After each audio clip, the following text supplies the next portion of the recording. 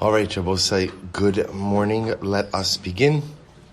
I want to begin by thanking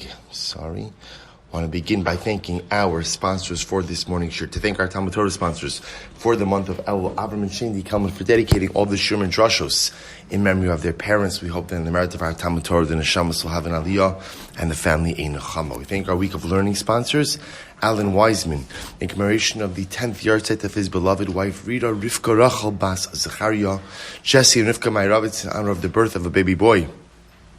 To Shmuel and Shira Artman, Dr. Ron and Marlene Gartenhaus, in honor of their sons Harris and Simon learning in Eretz Yisrael.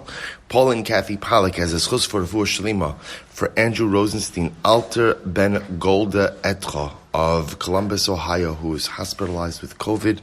They have learning sponsors, the Hoffman Malamed Limos families, loving memory of Dr. Ronald Hoffman, Ruvain ben Emmanuel, Eli and Joel Rashkovsky, in commemoration of the yahrzeit of the Shloshim of Joel's father, Avraham ben Yitzchak, and the Plonka families, dedicating the Daf Yomi shir this morning, in commemoration of the yahrzeit of Rabbi Silber, Cohen Kagan, the Chafetz Chaim, whose yahrzeit is observed today. We thank all of our sponsors for their beautiful dedication and generosity. And Abosai, with that, let us begin. So, Shachianu, Vikiyamanu, Vihikiyanu. We are about to, Emertz Hashem, begin the last daf of Maseches Succah, filled with incredible Gemaras. So, today's daf is Nun Vav.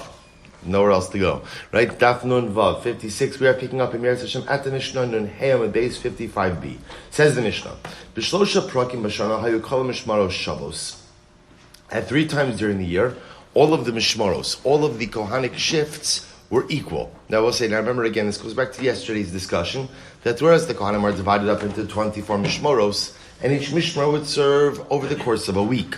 And over the course of that week, the mishmar, the bate avos, the families which made up that mishmar, would take turn with different things. On the regalim, all the kohanim were invited to come. All of them were invited to come. And therefore the Mishnah says, because they were all invited to come, they all had equal entitlement, be'emure haregalim.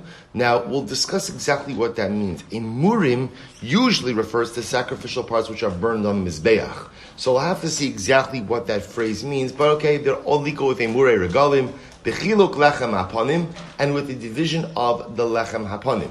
Batzeres on Shavuos, Omerlo, the Kohen who's involved in dividing up the various karbanos, says, Omerlo, Helech matzah, Helech chometz. And what we're going to see essentially is that on Shabbos of Shavuos, there's the division of 2 different types of breads.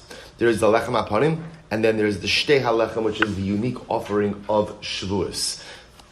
The lechem haponim is matzah.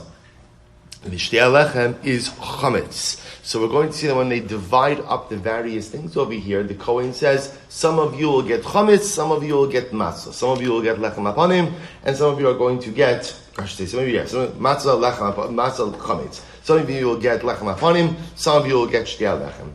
Mishmar shezmano kavua. Now we'll say, here's what's interesting. Remember, on any given regel, even though everyone is invited to come and serve, lemaisa, there was some mishmar whose actual shift it was. Because remember again, the calendar was divided up. So there was an on-call mishmar even during the regalim, which of course is quite fascinating, because what that means is, it was someone's week, yet all of the kohanim are invited to participate. So the Mishnah says, Mishmar shezmano kavua, hu makriv tmidim nidarim nidav v'shar kavanos tzibor makriv esakol.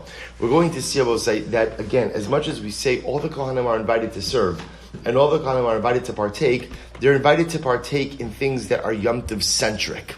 But let's say again, the normal everyday karbanos. For example, again, what he says as the tamid, the nidarim, the nidavos, shar karbanos tzibor, other communal offerings which have nothing to do with Yom Tov, those are assigned to the on-call shift, right? Those go to the mishmar whose week it actually is. Incredible. Says the Gemara, Emure haragalim shagavaninu. So we'll say, so the Mishnah said that because all the kohanim are invited to go ahead and participate in the avodah of the mikdash, so therefore what? They all get to share in the Emure haragalim. We'll say Emurim, as I mentioned before, refers to sacrificial parts which are normally offered up on the Mizbeach. So the Gemara asks, a muri haragom, the Kohanim don't get that. Shal gavoninhu. That belongs to them. That belongs to Kodesh Baruch Hu. So you're dividing it up amongst the Kohanim. Rather, says the Gemara, Amar Rav Chisda, Masha Amar B'Regalim. What it means is, a muri regalim doesn't actually mean sacrificial parts. A muri regalim means Masha Amar B'Regalim. That which the Torah says you should offer up on Yom Tiv, that is shared by all of the Kohanim. So therefore, again, Abosa, what the Mishnah is making is the following distinction. All Kohanim are invited to serve on the regalim. But yet, remember, there is a mishmar whose week it actually is, right? There is someone who's actually on call. How do you divide up the avoda? Anything that is related to Yom Tiv, all the Kohanim get to participate in. Anything that is non-Yom Tiv centric, the Tamid, other karbanos tzibor, nidarim and nidavos, those are the domain of the on-call shift. Incredible. How do you know that all the mishmoros have equal rights in the Yom Tov karbanos? Talmud Lomar, uba b'chol avas nafsho v'sheres. Because the pasuk says he will come with all of the desire of his heart and he shall serve. So the Gemara is understanding, interestingly enough, that is a reference to the Kohen on the regalim. He will come and he will serve. Yachal af b'shai mos hashanah. And you might have thought that a Kohen could just roll into the Beis Hamikdash whenever he wants to do the avoda. Talmud Lomar me'achad sha'arecha. The pasuk says from one of your gates. This is so beautiful. Lo amarti ela b'shah shekol Yisrael nichnasim b'shar echad.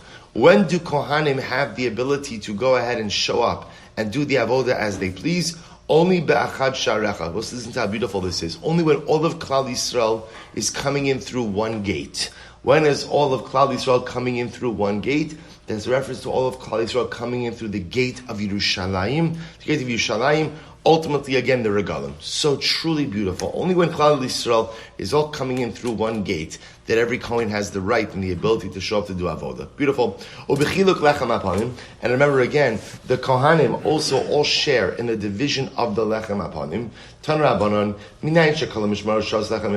Now here's what's interesting, because this statement actually seems to fly in the face of what we said before. Remember again, we have two categories of avoda: Yom Tov centric avoda and what we'll call normative avoda.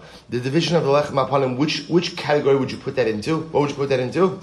Normative, right? That's not Yom Tov centric. Yet the Mishnah said everyone, all the Kohanim who are there, get to share in the division of the Lechem HaPanim. Remember again, Lechem HaPanim is divided up on Shabbos, because Shabbos is when the Mishmoros switch over.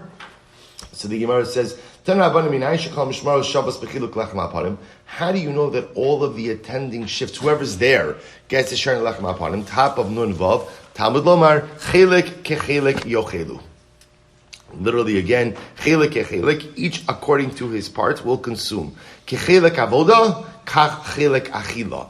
Interestingly enough, the Torah links the division or the consumption of the lechem apanim to avoda. Whoever's doing avoda, whoever's entitled to do avoda, gets to share on lechem apanim. So because all of the assembled Kohanim have the right and have the ability to participate in the avoda, therefore what? Halacha l'maisa, they're entitled to participate in the achila as well. Umay achila. So which achila are you talking about? Ilema karbanos. If you want to say it's consumption of karbanos, mehasam nafka. Do we learn it out from there? Chelek yochelu. L'kohen makriv osa lo siya. Again, in general, the way we know that a kohen is permitted to go ahead and eat what he offers is because the pasuk says l'kohen hamakriv osa lo siya. The Torah itself says if you engage, if you have license to engage in the hakrava, in the offering, therefore you have license to engage in the consumption. El lechem apanim yochol af bechovos haba ushlo machmas haregel beregel. You might have thought, I'm sorry, lo sia el lechem apanim yochol af bechovos haba ushlo machmas haregel beregel. You might have thought that halacha l'maisa kohen would be entitled to partake of karbonos, in other words, a kohen who just shows up for the regalim. You might have thought that but it's not his mishmar. You might have thought that he has the right to participate in karbonos that are not Yom Tov centric. Talmud Lomar levad mimkarov ala avos. Mostly, this is fascinating. Now, the phrase itself means as follows: Chelek kechelek yochelu. The Torah says everybody eats their portion. Levad mimkarov ala avos. Now, literally, what that means is except that which was sold by the fathers. Now, what does that mean? Ma machru ha'avos zelazeh. What did the Kohanic fathers, sell to each other? So, ani b'shabasi v'ata b'shabasecha. So we'll say very interestingly enough, the Gemara says like this. Technically speaking, every coin has a portion in every single carbon. Right? That's technically how it works. The karbanos are the domain of the Kohanim. But you can't have a system like that, because if everybody has everything, then what happens? Everybody has everything, then no one has nothing. So what happened? What did the Kohanim do? They kind of made, the alter Kohanim made this arrangement. Ani b'shabasi v'ata b'shabasecha. We'll divide up, right? You'll take this week, I'll take that week. And essentially what we agree to is, I'll release my claims on your week, and you'll release your claims on my week. Therefore, again, essentially the Gemara goes in and explains that which was divided up by the alter Kohanim, right, by the Zaydas, so that no other Kohen has a right in. But ultimately, again, Lechem Apanim, which the Gemara learns out from a pasuk over here, and avoda of the regalim, that is shared equally. So essentially what we have is as follows. Any avoda that's Yom Tov centric, all the Kohanim who show up have the ability to go ahead, or I should say, any avoda that is rooted in any carbon that is rooted in the Yom Tov, every Kohen has the right to participate, and every Kohen has the right to share. Any carbon that has nothing to do with Yom Tov, that was just being offered up on any given day, only the on-call mishmar has the right to participate. The only exception to that is Lechem Apanim. Lechem Apanim is divided up amongst all of the Kohanim who are inside of the Beis HaMikdash. Beautiful. Ba'atzeres. Omer Lohei said, this is great. So remember again, the Mishnah said that when you have Shabbos Shavuos, there'd be two different breads which were divided up. The Lechem Apanim, which is matzah, and the Shtei HaLechem, which is chametz. So the Kohen who's doing the division, he would say, Heilech matzah, Heilech lechem. You take matzah, you take lechem. Right? That was a lashon. Heilech matzah, Heilech matzah, Heilech chametz. You take matzah, you take chametz. Both say, watch this. This is great. Getting us ready for Yom Tov. Itmar, Rav Amar, Succah, v'achakach zman. They'll say, first night Kiddush. What is the proper, first night of Sukkot? What's the proper sequence for brachas? Remember again, we have a number of brachas aside for Kiddush. At the end of Kiddush on Sukkot, we have Shechianu and Leishev Basukah. What is the proper order for those brachos? So Rav says the proper order is Leishev Basukah and then Shechianu. Rabbi Rachana Amar, no, Zman Ba'achakach Sukkah. He says, no, Allah Lamaisa, first you should do Shechianu, then you should do Leishev Basukah. What's the machlokes? Rav Amar Sukkah Ba'achakach Zman. Rav says you should do Leishev Basukah, then Shechianu. Why? Chiyuva diyoma adif. Because Rav says the obligation of the day, which is Sukkah, the obligation of the day is more important, takes precedence over Shechianu. Right? Shechianu, again, is a bracha that's stated many different times, but Lamaisa, Leishev Basukah, the Sukkah is the ikr of the Yom Tov. Therefore, that bracha should come first. That's Rav's logic. Sukkah, Leishev, and then Shechianu. Rabbi Rachana Zman v'achrakach Sukkah. Rabbi Rachana says, no, you should do Shechianu first. Why? Tadir v'shenu Tadir kodem. He has a different shikol, right? Whenever you have two brachas or two mitzvahs in front of you, in terms of structuring precedence, we go ahead and we look at whatever occurs with greater frequency. So we'll say, here's the fundamental machlokes. Rav says Leishev Basukah and then Shechianu. Rabba Bar Chana Shechianu and then Leishev Basukah. Says the Gemara Leima Rav Bar Chana Pugdad Beishan Beisil Kamiflagi. Let's say that the machlokes Rav and Rabba Bar Chana is a machlokes Beishamai Beisila. What's the machlokes at Tan Rabbanon? First wide line. The Torah Rabbanon Dvarim Shebein Beishamai Beisila Besuda. Here are the following things which Beishamai and Beisila argue about in the context of a Su'uda. Watch this. Beishamai Omrim Mevarech Al Hayom. They will say when they say Besuda, they're talking about Kiddush on a regular Shabbos. Kiddush on a regular Shabbos. What's the proper order of brachas and Kiddush? Remember again, on Kiddush it's on Friday night. On Kiddush and Shabbos, there's two brachas. There's Hagafen and there's Mekadesh HaShabbos. So which bracha should you make first? Beishamai Omrim Mevarech Halayom V'achach Mevarech Halayayim. Beishamai says you make a bracha first Mekadesh HaShabbos and then Brei Pri Hagafen. Ubeisila Omrim Mevarech Halayayim V'achach Mevarech Halayom.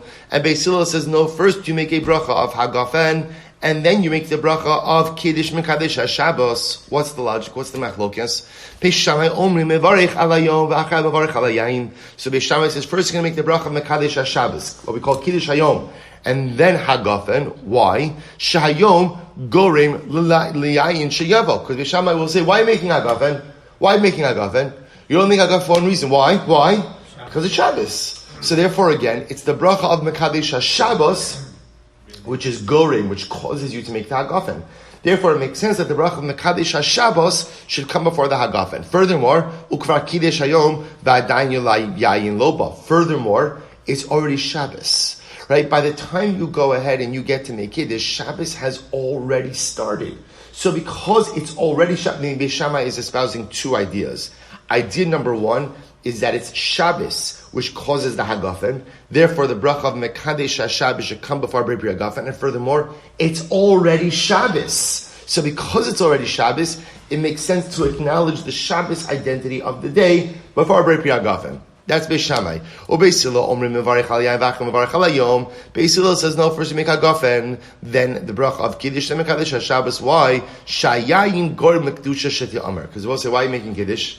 You only make Kiddush if what? Alakos. Now the truth is, remember, what he means is, you only make Kiddush when you have something else to make Kiddush over. It could be wine, it could be challah, but l'maisa, you need a chefta, you need something to make Kiddush, alright? If you don't have wine, you don't make challah, you rely on Kiddush and tefillah, you don't make an additional Kiddush. So l'maisa, again, Beis Hillel will say, it's the wine that drives the Kiddush. And therefore, halacha l'maisa again, yayin comes before Mekadesh, or Hagafen comes before Mekadesh Shabbos. So we'll say, this is machlokes by Shabbos. Beis Shammai says, Kiddush, and then yayin. Beis Hillel says, yayin, and then Kiddush. So the Gemara says, Davra Achar, another possibility for Beis Hillel, Birchas Yayin Tadira, or Birchas Yom into Tadira, Tadir V'Shina Tadir Kol Dem. Furthermore, Beis Hillel says, this is an oldie but goodie, right? Oldie but goodie, Tadir, which is, you have, right, Yayin, Hagafen, and Mekadesh HaShabbos. Yayin comes more often than Mekadesh HaShabbos. Tadir V'Shina Tadir, two items, one which is greater frequency, one which is less frequency. You do the item with greater frequency. Good. That all supports Beis Hillel's position that first Hagafen, then Mekadesh HaShabbos. So both say we have two machloksim, right? So we have the proper order of Hagafen and Leishev, I should say Hagafen, I should say the bracha of Shechianu and Leishev Basukah. So that we have Rav saying Leishev and then Shechianu, Rabba Bar Chana, Shechianu and Leishev, machlokis by Kiddush on Shabbos. Beis Shammai, Kiddush, Mekadesh HaShabbos, then Hagafen. Beis Hillel, Hagafen, and then Mekadesh HaShabbos. Says the Gemara, Leima Rav, Damar Ki Beis Shammai. Let's say that Rav holds like Beis Shammai, right? Because Rav puts Leishev Basukah first, and Beis Shammai puts Kiddush first. What they're both really focusing on is, we focus on the day before we go ahead and focus on anything secondary. So let's say that Rav holds like Beis Shammai, and Rav Bar Chana ultimately again will say like Beis Hillel. So Rav Bar Chana who says Shechianu, and ultimately again Beis Hillel says Hagafen, because Rav will say it's the Shechianu, it's the Yom Tiv. Ultimately again, Rav Bar Chana, that's goring the Leishev Basukah. Just like Beis Hillel will say that halacha l'maisa, it is the Kiddush that is going there. Furthermore, again, Rabbi Bar Chana holds of Tadir, right? And Beis Hillel also holds of Tadir, to which the Gemara says, Amar lecha Rav, Anadam Yafilu Beis Hillel. So Rav will say, no, that's not true. Don't lock me into Beis Shammai. I love Beis Shammai, but my view is not only in accordance with Beis Shammai. I could even hold like Beis Hillel. How so? See, Beis Hillel's logic is, on Shabbos, you say Hagafen before Mekadesh HaShabbos. Why? Because it is the wine that causes, so to speak, the Kiddush, right? There is no Kiddush without the wine. So it makes sense that the wine comes first. Aval Hacha. But again, by Sukkah, I lav zman, milo amrin on Sukkah. Let's say he didn't say Shechianu. Let's say he didn't say Shechianu on the first night of Sukkot. Would there still be a Leishev Basukah? And the answer is yes. In other words, they're not interdependent. So because, for example, I'll give you a simple example. Let's say a person made the Shechianu while they were building the Sukkah. So there's a whole discussion. If a person made a Shechianu while they're building the Sukkah, they might not make Shechianu again on the first night of Yom Tiv. Would you still make a Leishev Basukah? Absolutely. So all Rav is saying is, In my model, Shechiyanu, right, Beis Hillel is saying it's the yayin that's gorem the kiddush, right? You don't make kiddush without yayin. So therefore it makes sense that the yayin is the first bracha and Mekadesh HaShabbos is the second one. That level of interdependence does not work, is not present by Sukkah. The brachos of Leishei Basuk and Shechinu are not interdependent. Good. The Gemara says, furthermore, Rabbi Rachel would say, I hold even like Beis Shammai. How so? Because by Shabbos, Beis Shammai holds, you make Kiddush before Hagafen. Why? Because it's the Shabbos that causes ultimately again Kiddush to occur, or Yayin to occur. The bracha yayin to occur. But over here by Sukkah, ilav Sukkah milar minan zman. Let's say you don't have a Sukkah. Would you still say Shechiyanu? And the answer is yes, because you're making a Shechiyanu ultimately again on the Yom Tiv. So the Gemara will say, so listen to this. So why, besides the fact that this is riveting, why are we bringing this up here? So I'll tell you why. Watch this. Tanan. The Gemara wants to prove a point from our Mishnah. What does our Mishnah say? Ba'at Seres on Shavuos, when all the Kohanim are gathered in the Beis HaMikdash, and it's Shabbos, Shavuos, Omer lo Heilich Matzah, Heilich Chametz. Right, what happens? The Kohen who's dividing everything up says, Heilich Matzah, here, you take Matzah, both again, remember, what's Matzah? Lechem Apanim, right? You take Matzah, and you take Chametz. Chametz was the Shtei HaLechem, the unique offering by Shavuos. Now watch the order. So the Gemara says, the fact that it says Hilach Matzeh puts lechem upon him before Shtei HaLechem. So the Gemara says, the chametz ikar u'matzah tafel. Yet Rabbi say it's Shavuos. It's Shavuos. So the primary offering, right? The primary offering is the chametz, is the Shtei HaLechem. And the matzah, lechem apanim, should be secondary. V'katani, heilach matzah, v'heilach chametz. And yet again, in the distribution, what do? We put ultimately lechem apanim before matzah. This seems to be what? Tiyufta derav. This would seem to be a refutation of Rav. Both say why? Because going back to Sukkis, Rav said we say leishev basukah before Shechiyanu. Rabbi Bar Chana said we go ahead and we say Shechiyanu before Sukkah. Why? Tadir v'sheno tadir kodem. It will say when you're distributing lechem upon him and shtei lechem, it would appear which one should you distribute first? Which one should, right? Lechem upon him. Why? Tadir v'sheno tadir kodem. But yet that's not what we do. I'm sorry, that is what we do, excuse me. So we go ahead and we distribute the lechem upon him before we distribute the shtei halechem, which would seem to support the position of Rabbi Bar Chana, just like Shechiyanu comes before Leishev, and refute Rav's position. Tiyufta de Rav, Amr lecha Rav will say no. Tanahi, it's a machlokes tanoim, v'hadisanya heilech matzah, heilech chametz, and that's which the Mishnah says, take matzah, take chametz. Take lechem upon him, take shtei halechem. As the Gemara says, Tanahi, Disanya, Heilech Matzah, Heilech Chametz, Abashal Omer, Heilech Chametz, Heilech Matzah. Shavuos said, this is fascinating. So Rav will say, no, don't be so quick to say the Mishnah refutes me. The Mishnah is also machlokas. What did the Kohen say? Did the Kohen say, Heilech Chametz, Heilech Matzah? Did he distribute first Lechem upon him and then Shtei Lechem? Or did he distribute Shtei Lechem and then Lechem upon him? And we'll say, what's that machlokes? It's incredible. It's the same machlokes, Leishei Basukah, Shechiyanu, Leishei Basukah. Isn't that incredible? So you have this tension in halacha, in general, between the primary identity of the day versus tadir. Which takes precedence in halacha? Both alts brachas, as well as in the distribution of shtei lechem and lechem upon him. Incredible. Says the Gemara, Darash Rav Nachman bar Rav Chisda, lo kedivrei Rav do Amar Sukkah va'achar kach zman. Right, so Rav Nachman Darshan, the halacha does not follow Rav, who says that first you make a leishev and then Shechiyanu. Ella zman va'achar kach sukkah. Rather, the proper order is to first say Shechiyanu, then leishev b'sukkah. But Rav Sheshes prayed Rav Idi Amar Sukkah va'achar kach zman. Rav Idi said, no, the proper order for Kiddush is first to go and make the bracha of leishev and then to go ahead and make the bracha of Shechiyanu. V'hilchasa sukkah va'achar kach zman. And the halacha is, first we make the leishev b'sukkah, then we make the Shechiyanu. So we'll say, this is a very important piece of halacha l'maisa. So how do we paskin? So the Shulchan Aruch, in fact, goes and paskins like Rav. Namely, again, that when we make Kiddush, first we make leishev b'sukkah, then a Shechiyanu. The logic behind it is because the Shechiyanu devolves on two things, on the Yom Tov and on the Sukkah. Now, there's an interesting discussion of what do you do second night of Sukkos. So here there's an interesting machlokes. So the Shulchan Aruch quotes the opinion that on the second night we make the shechianu and then the leishev basukah. And the logic behind that is because we've already made the shechianu on the Yom Tiv and on the Sukkah, so therefore we reverse the order. The Mishnah Berurah quotes many opinions who disagree with this and say that on the second night it's proper to preserve the same exact order as the first night.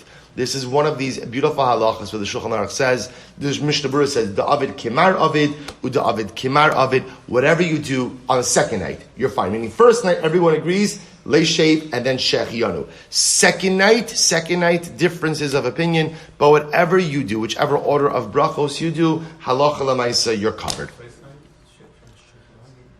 Leishev Shechianu.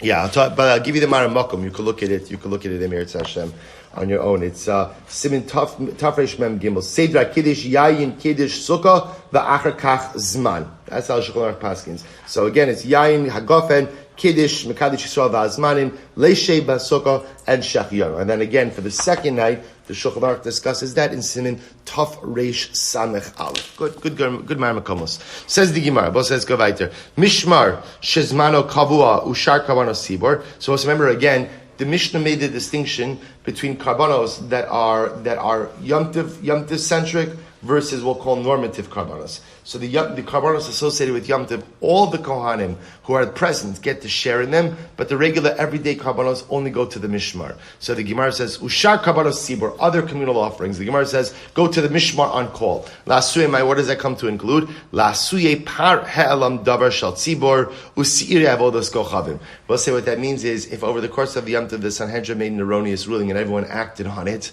right? You bring a par he'elam davar shal tzibor, or again if they issued an erroneous ruling which led to avodah zarah chas v'shalom, whoever is the on-call mishmar gets to partake of those communal offerings, and the other kohanim who are just there for the Yom Tiv do not get to participate in that. So we'll say, so again, and similarly last line, he offers everything. Lasuye mai, what does that come to include? Lasuye kesem mizbeach. So we've learned this before. Kesem mizbeach means the halacha was that the mizbeach should never remain dormant. So if for some reason there were no either obligatory or voluntary offerings being offered up on the mizbeach, halacha might say they had what we call a dessert fund.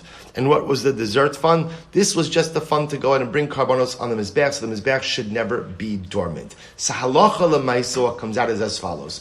All kohanim are invited to participate in the avodah of the regalim. And because you're invited to participate in the avodah, if you're invited to participate in the avodah, then what? You're invited to participate in what? In consumption. In consumption. When are you invited to participate in consumption? Only in karbanos that are related to the Yom Tiv. But in karbanos that are not related to the Yom Tiv, just part and parcel of everyday sacrificial service, only the kohanim whose mishmar is actually on call get to participate and partake in those. The other kohanim who are just there for Yom Tiv, they don't get to participate. One notable exception to that rule is lechem apanim. Lechem apanim, whoever is present gets a share. Both say last Mishnah Maseches Sukkah. Yom Tov samach l'Shabbos bein milafana bein milachareha. The Yom Tov that came before, the Yom Tov that is next to Shabbos. Now we'll see what this means in the Gemara. Yom Tov that is right up against Shabbos, whether before or after, hayu kala mishmaros shavos bechiluk lechem apanim. All of the mishmaros who are present were equal in terms of distribution of lechem apanim. Now I will say, what we're going to be talking about over here is we're going to see that sometimes, as a result of the way that Yom Tov fell out, so you had kohanim, I don't want to use the word who were stuck in Yerushalayim, because a Jew is never stuck in Yerushalayim. You're privileged to be in Yerushalayim. But sometimes the way the calendar worked out is you weren't able to get home. But yet it wasn't Yom Tov. So we'll see this in the Gemara. So what do you do if you're in Yerushalayim, but it's not Yom Tov, but you're there? So the Mishnah says, whoever's there, as a result of Yom Tov, it has equal distribution in the lechem apanim. Chal yos yom echad lahafsik bein saim. But again, if halacha l'maisa Yom Tov ended in a way where there is time to get home, but the Kohen chose not to go home, Mishmar shezmano kavua hayenotel eser chalos. So the Mishmar who was on call ultimately again got 10 loaves of lechem apanim. V'amisakiv notel shtayim. And the Kohanim who remained behind ultimately again got 2 loaves. So we'll say, Case number one is where the Kohen could not get home after or before Yom Tiv. We'll discuss the case. Case number two is the Kohen could have gotten home, but what? He didn't go, whatever the reason, so we're not going to leave him high and dry. In that case, the on-call mishmar gets 10 loaves of the 12 of lechem hapanim, and the other Kohanim who were there, share in 2.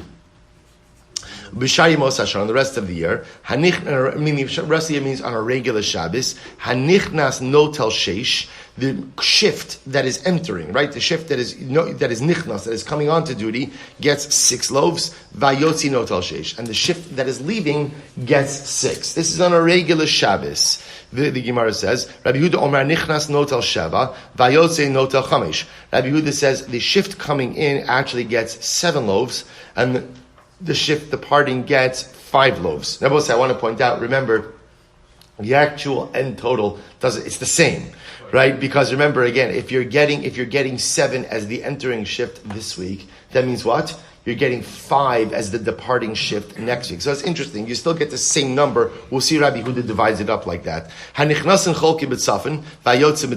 The shift going in, they divide up their lechem hapanim in the northern part of the Mikdash, and the ones departing ultimately divide up their loaves in the southern part. Bilga, the family of Bilga, there's also a Kohanic family, the Olam Cholekes Bidarim. They always divide their lechem hapanim in the south of the Beis HaMikdash, V'tabasa kivua, and their slaughter ring was closed up. Well, so remember again, right by the Mizbeach, you had these rings that were embedded in the ground. The way it would work is they push the animal to the side, they lift the ring up, put the ring over the head of the animal, lock the ring into the ground. This way, again, the animal would be locked in place for shechita.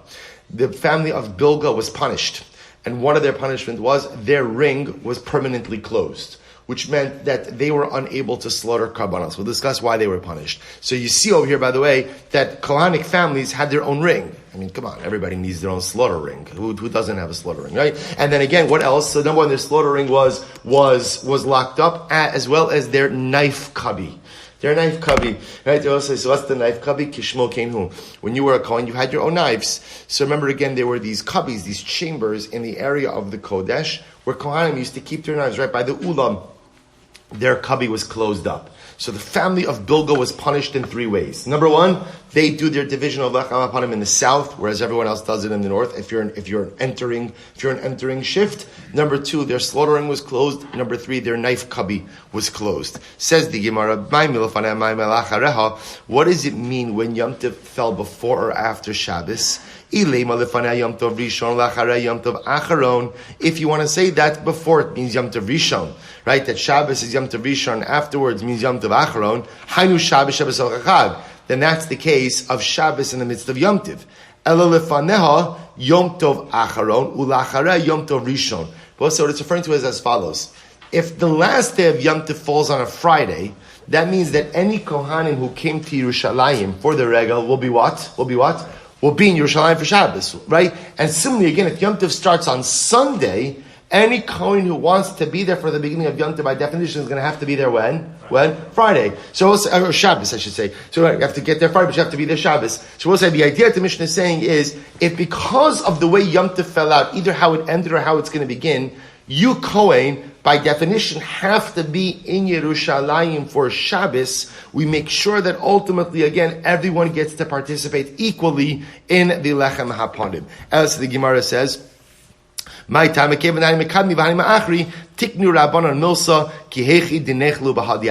since again, the Kohen has no choice but to spend Shabbos in the Mikdash if he wants to go ahead and be there for Yom Tiv. Therefore, Chazal instituted that everyone gets the Shana Lechem HaPanim equally. Therefore, the Kohanim get teeth. Beautiful. Chal Yom Echad. Also, remember again, however, what happens if there's a day break in between? And so this, for example, would mean, let's say Yom Tiv ends Thursday night, which means what? Kohen, you can go home. He doesn't go home. He stays in the Mikdash. So what did the Mishnah say? In that case, the on-call shift will get 10 loaves, and the remaining Kohanim will divide up 2 loaves. Says the Gemara, Amud Beis, V'hani tarti maya v'detaihu. Ultimately, again, what did Rabbi say? Now remember again, the Gemara is actually not referencing this. Rabbi Yehuda, so remember the first opinion Tanakama said, how do you divide up the loaves? 6 and 6. Rabbi Huda said, how do you divide it up? 7 and 5. 7 for the incoming shift, 5 for the departing shift. Says the Gemara, why does Rabbi Huda do that? Why does the incoming shift get 7 and the outgoing shift get 5? Rabbi Yitzchak, bischar hagafos delasos. This is very interesting because essentially the incoming shift does more work. Why? Because remember again, the shifts change over on Shabbos, which means that morning, the on-call shift opens up the doors.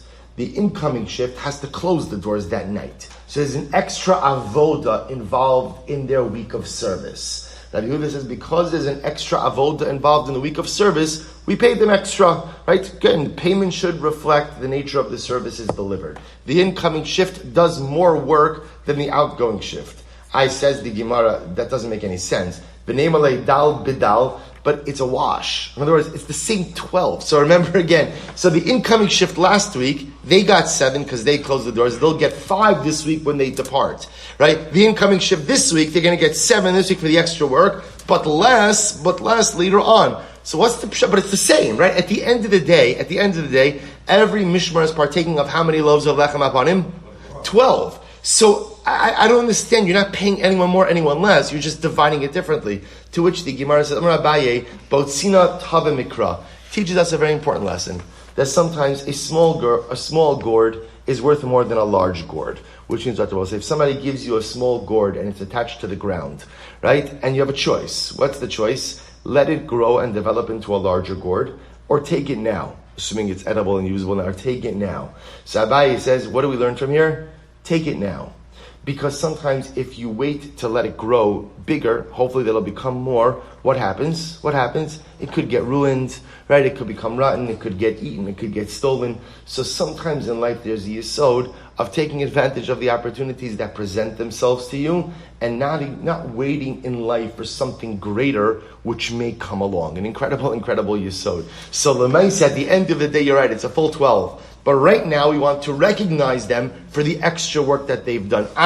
They're going to get less on the back end. That's okay. Sometimes in life, you have to focus on what is and not on what may or can be. Such a profound yesod. Botzina tav, it's a good line also, rolls off the tongue. Botzina tav mikra. It's a good mantra for life. A small gourd is better than a big gourd. I will say so many times in life, opportunities present themselves and we say, I'm waiting for something better. I'm waiting for something better. What are you waiting for? What's better? What's better? I want to improve my learning, but I'm waiting for something better. I'm waiting for this opportunity, that opportunity. What are you talking about? There are people who spend their entire lives waiting for big gourds. People who spend their entire lives waiting for the opportunity. I have no idea what that opportunity looks like. I have no idea what that mitzias is, but I know that I'm waiting for something bigger. Sometimes in life, stop waiting for something bigger and just maximize and take what is. Take the small gourds when they present themselves because it's the opportunity that's right there. Amar Rav Yehuda, Musaf and Cholkin. And ultimately, again, with the Karban Musaf, they go ahead and the Musaf and they divide. So the Gemara Shabbos said, now this is interesting because remember what this sounds like is the incoming shift and the outgoing shift, they go ahead and they divide up the Musaf. And Meisvei, Mishmar Hayotzeis, Ose Tamid Shel Shachar, the outgoing shift, they perform the Tamid Shel Shachar, Umusafin, and the Musaf, Mishmaras HaNichnesas, and ultimately again the incoming shift, Ose Tamid Shel Ben Arbayim Bazichin. They go ahead and they offer up the afternoon Tamid and the spoons of frankincense from the Shulchan. Ve'ilu Musafin Cholkin Lo Katani, and yet there's no mention of anybody dividing up the Musaf. Right? No mention. If anything, it sounds like the musaf is the purview of the outgoing mishmar. So to which the Gemara says, "Hai tana bechaluka lo kamayri." That's not a kasha. This Tana is not talking about the din of chaluka. Fine. Amar Rava v'ha tani debei Shmuel demari bechaluka musafin umusafin cholka lo katani. But the Tana debei Shmuel was talking about division, but yet he never made any reference to the division of the musaf. The Tana debei Shmuel mishmar hayotzeis. The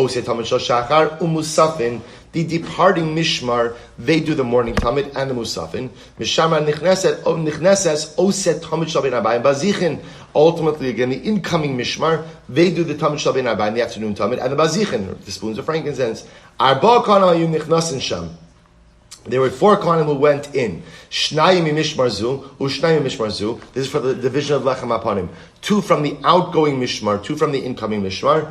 The Gemara said the cholkim lechem apanim, and ultimately again they divide up the lechem apanim. 4 kohanim involved, 2 from the incoming shift, 2 from the outgoing shift. Ve'ilu b'musaf cholkim lo katani. But there's no mention to any division of the musaf in Achinami, right? Tiyufta. We refer to the position of Yehuda, and the musaf was not divided up. Rather, again, who performed the musaf? The musaf was the outgoing shift. So you had Tamid Shel Shachar, musaf done by the outgoing shift. Tamid Shal Bein Harabayim and Bazichin done by the incoming shift. 4 Kohanim in charge of the division of Lechem Aponim, 2 from the incoming shift, 2 from the outgoing shift. Beautiful. Hanichnasin Cholkim B'Tzafon. So remember again, the incoming shift, they divide up their Lechem Aponim in the north, and the outgoing shift do it in the south. Hanichnasin Cholkim B'Tzafon, Kedei Sheyiru Shein Nichnasin, Vayotzin Cholkim B'Darim, Kedei Sheyiru Shein Yotzin. We wanted to have clearly defined areas. Why? So that everyone should know who is the incoming shift and who is the outcoming shift. Again, the Maharsha gets into reasons for why north and south, but not for us right now. But Lamaisa, to have clearly defined areas where there's no confusion about who's incoming, who's outgoing. I will say last Gemara, so incredibly profound. Bilga, li'olam cholekes b'darim. So the Mishnah says that the Kohanic family of Bilga was punished. They always eat their lechem aponim in the south, even when what? Even when they are the incoming shift. Furthermore, again, their slaughtering was closed, their knife cubby was closed. Tan Rabbanan, what happened? Maisa Miriam Bas Bilga, because there was once an episode with Miriam, the daughter of Bilga. Right, Bilga was the Kohanic patriarch. He was the father of the family. So one time, his daughter Shemira Daita, she gave up her religion, or really rebelled against her religion. And ultimately, again, she intermarried. She married a Greek official. And what happened? When the Greeks came into the Beis Hamikdash, she kicked the Mizbeach. So she entered in with the Greeks to the Beis Hamikdash. And she kicked the Mizbeach. Va'omra, and she said, Locus. Locus means a wolf. Wolf. Admasai ata mechala mamonan shal Yisrael, viata omid alein b'shas adchak. And Miriam Bas Bilga kicks me and she said, Wolf, you HaKadosh Baruch Hu, you're a devouring wolf. You take, and yet when your children need you, you're nowhere to be found. So the Gemara says, Ukishashamu chachamim b'davar. When the chachamim heard this, kavu es tabasa, v'sasmu es chalona. When the chachamim heard that Miriam Bas Bilga did this, they went ahead and they closed up the slaughtering of the Bilga family, and they also closed up the cubby, the knife cubby. V'yesh omrim. So first version is the Bilga family was punished because of the actions of Miriam Bas Bilga. V'yesh omrim. Others say, listen to this. No, that's not what happened with Bilga. This is incredible. Mishamarta shohelavo. Bilga was always late. Bilga was always late to the avoda. V'nichnas yishavev achiv imo, v'shim yishtachtov. And ultimately, again, so what ended up happening? So Yishavev, his brother, which was the next mishmar over, kind of ended up taking up his service. So we'll say, such an incredible yisod. When something is important, you're on time. Right? Everyone's on time to things that are important to them. If I'm late to something, whether I want to admit it or not, it just shows it doesn't have a complete importance to me. So again, Bilga is late for the avoda. You're late for the avoda? You're late for the avoda? So obviously that shows what you think about the avoda. So therefore, again, he was penalized. So the Gemara says, and even though we say normally being the neighbor of a Rasha doesn't pay, apparently for Yishavev, for the next mishmar over it did. Because halacha l'maisa, he got to do the avodah, or he got to participate in things because Bilga was often late. So the Gemara says, Shebilga li olam cholekes bedarim v'yishavev echa b'tzavan. So we'll say, so therefore two different versions as to why the Bilga family was punished. Either number one, because of the actions of Miriam Bas Bilga, or number two, because Bilga was always late. So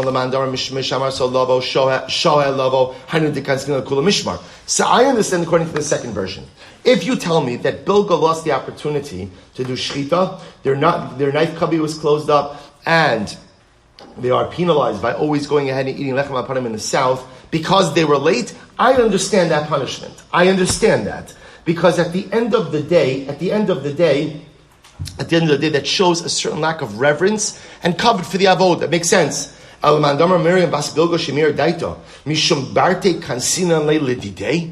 But again, if it's because of the actions of Miriam Bas Bilga, because of the actions of the child, you're going to penalize the father? So it's horrible what Miriam did. First of all, number one, that she intermarried. Number two, that she went ahead and she entered into the mikdash with such incredible disdain. But because of that, you're going to punish the entire mishpacha. Both say this is incredible.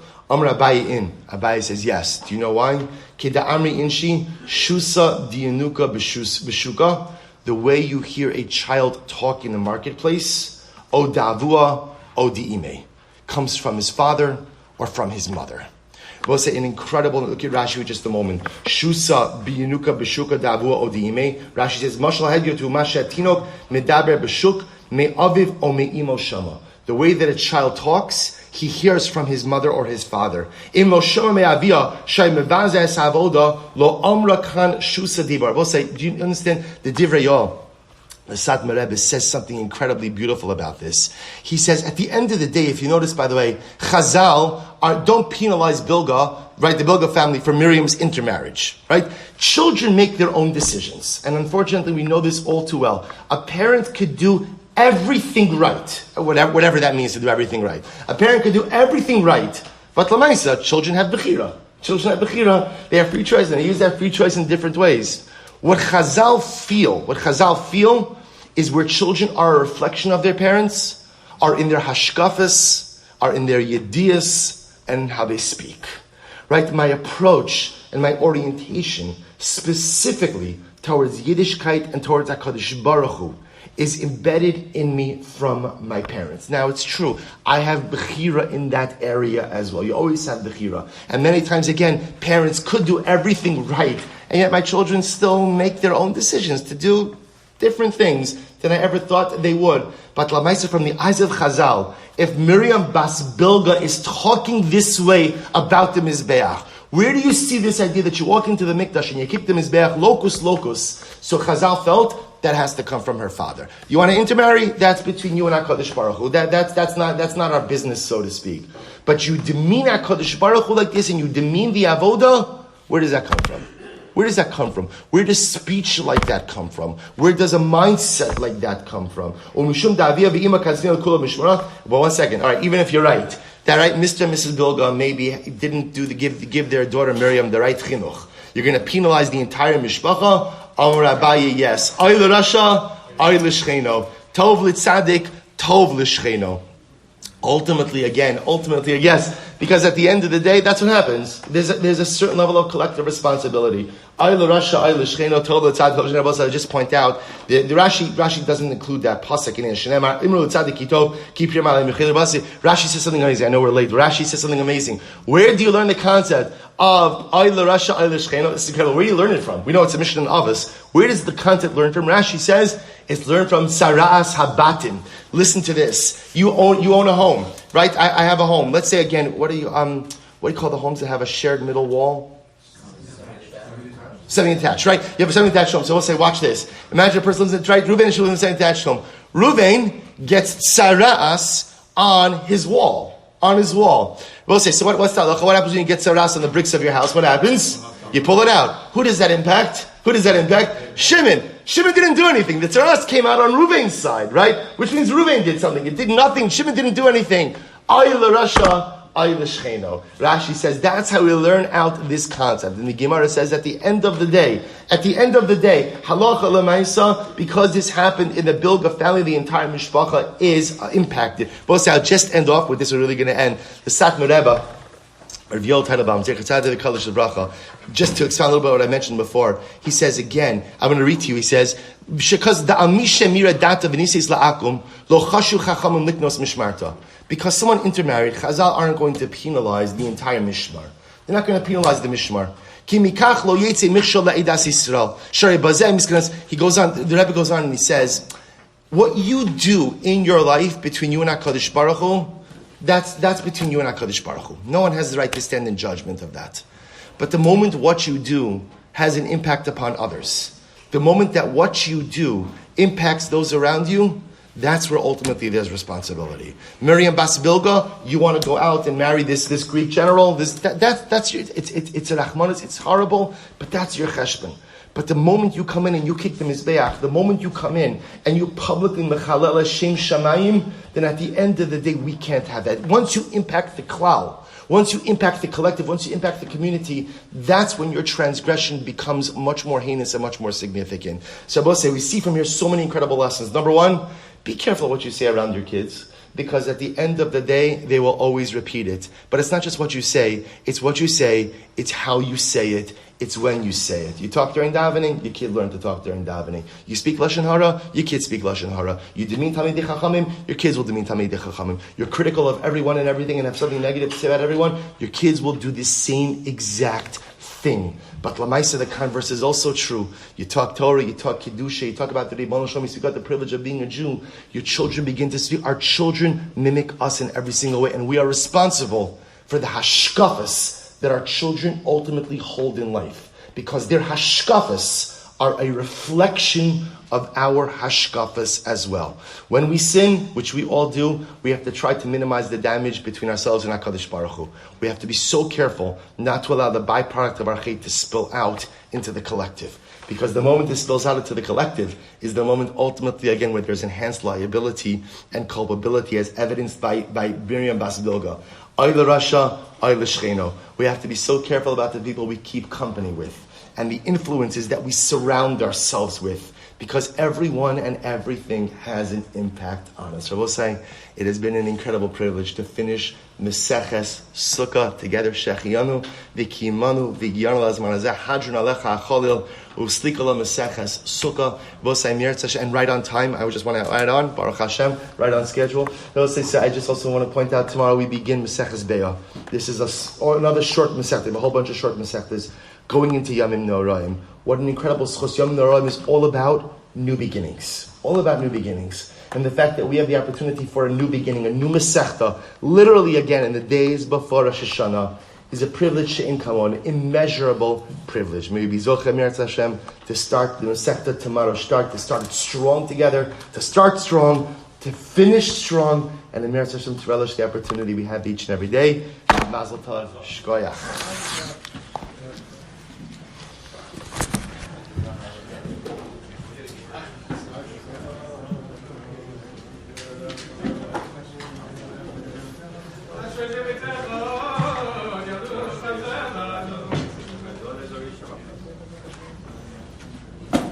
Reda.